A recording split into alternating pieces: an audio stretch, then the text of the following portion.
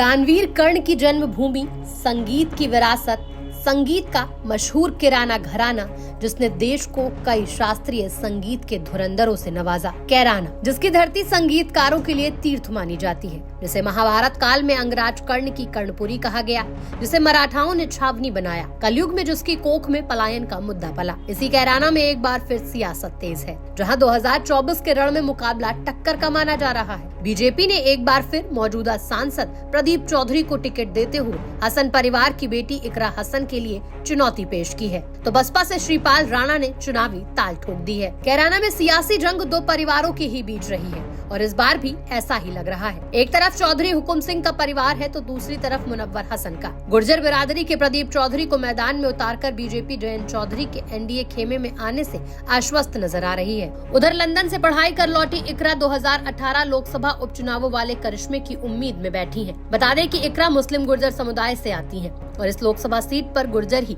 अहम भूमिका में है। कैराना के समीकरणों की अगर बात करें तो यहाँ 5 विधानसभा सीट है।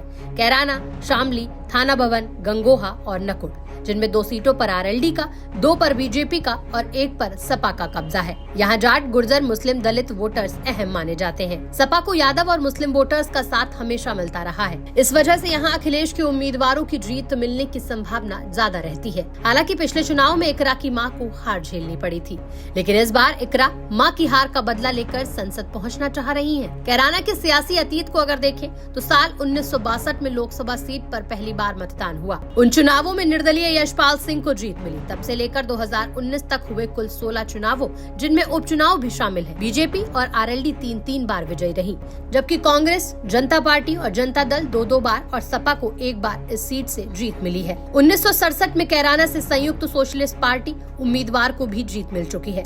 बीएसपी प्रमुख मायावती भी 1984 में कैराना से बतौर निर्दलीय अपनी किस्मत आजमा चुकी है। वही इस बार भी बसपा सर्व समाज का समर्थन के साथ चुनाव लड़ने की बात कह रहा है। वैसे तो प्रदेश की राजनीति में कैराना हमेशा चर्चाओं में रहा, फिर चाहे वो विधानसभा चुनाव हो या आम चुनाव, लेकिन इस बार कैराना में रिकॉर्ड टूटेगा या विरासत बचेगी, ये जानना दिलचस्प होगा।